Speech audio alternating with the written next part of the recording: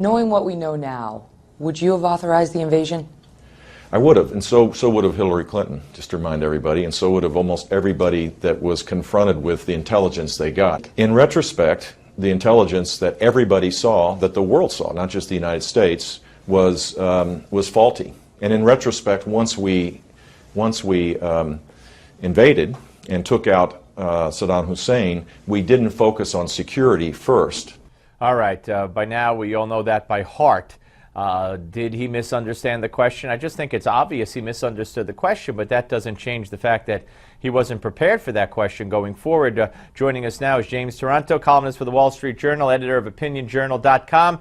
James, you wrote a great piece about this, Jeb's rookie mistake. First, let's address that question. Do you agree that he probably heard her say, if you knew then what you knew then, would you have voted to go to war then, as opposed to if we knew now what we know now? Because he referenced Hillary and the other people almost immediately.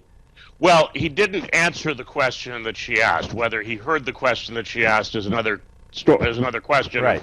I don't know.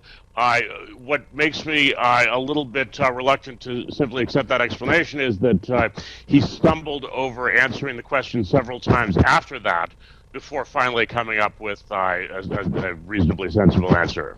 Well, right, which begs the question, how on earth? I mean, as George W. Bush's brother, the main thing that they're going to hit you on, whether it's Megyn Kelly or anybody else, is, you know, what do you think of the Iraq War? Would you have gone in? Was your brother right? Blah, blah. How do you overcome this problem? I mean, the question could be asked a million, zillion different ways. How could he not have had every one of those ways covered before he starts doing interviews and putting himself out there? Yeah, well, that's a rhetorical question. It seems from the answer that you played that what he was prepared to do was highlight Mrs. Clinton's vote for the war, which, of course, is a very legitimate point. I believe she's the only person currently running for president who voted in favor of the war. And but the problem is she has actually said, contrary to what he said, that if she had it to do over again, she wouldn't. So by framing it in this way, he has changed her disadvantage into an advantage, at least if you accept his first answer to the question. Now, I think, you know, one can question the premise of the question. Obviously, we're never presented with perfect knowledge of the future. If we were, we would never make mistakes. So it's a somewhat ridiculous hypothetical. But on the other hand, that also makes it easy. You say, no, of course, knowing what I know today, knowing everything that's happened, not only during the Bush presidency, but during the Obama presidency, and knowing what Iraq looks like today, of course not. And then you can go on to make whatever more specific points you want to make.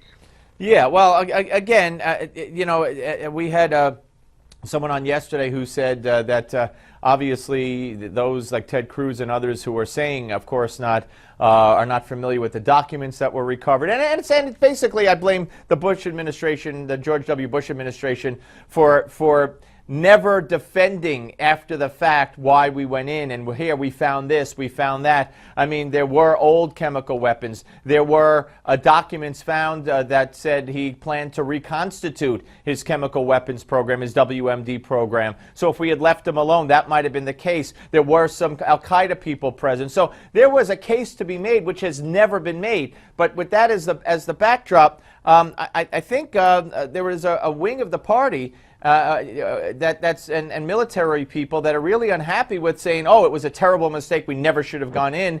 They view it as being disrespectful to the people who made sacrifices to go in. Well, but again, remember how the question was asked. Knowing what we know now, would you go in? Knowing what we know now, when you think about everything we know now about the state of Iraq and the world now, you put it all together and you were given a choice between what is a certain catastrophe and an uncertain outcome. Given a choice between those two outcomes, the answer is easy. No. Knowing what we know now, we wouldn't have gone on. It's just that it's an absurd premise. And you know, one way of responding to the question would have been to say, well, knowing what we know now, I would have done this, that, and the other thing differently after going in. Right. But if you just accept the question that was asked at face value, the only reasonable answer is no. Right. All right. What about George Stephanopoulos? Today he said he was sorry. He should have revealed that he made the contributions. He was just trying to help sick kids and fight AIDS, etc. But, you know, when he grilled Peter Schweitzer, he said, you worked for George W. Bush. You take money from the Koch brothers, knowing all along that he gave, you know, 75 grand to the Clinton administration, the Clinton Foundation, which he was defending during that interview. Yeah, well, look, I am prepared to take Stephanopoulos' word for it that his motives here were charitable, and of course there's no reason to think that it violated any of ABC's formal rules.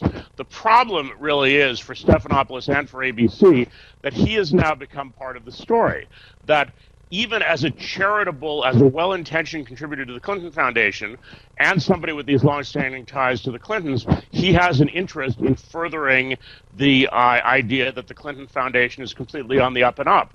And the fact that he didn't seem to violate any formal rules in doing this is sort of a synecdoche for the whole Clinton scandal, which is they appear to have been using the foundation as a legal way of evading campaign finance laws. Yeah, well, you're absolutely right. But I guess Stephanopoulos could have come on and say there is absolutely no evidence to suggest. Go ahead, I can't find any evidence to suggest that I did anything wrong because I didn't break any rules or violate ABC's rules. So you're absolutely right. But it does raise red flags. James, always good to talk to you, sir. Thank you very much. Thanks. James Taranto, ladies and gentlemen. And when we come back, we're going to talk about this and everything else you could imagine. It's on a little thing we like to call the Malzberg panel, and it's Friday. So it's the Friday Malzberg panel, which is usually the best because it's Friday. So don't go away.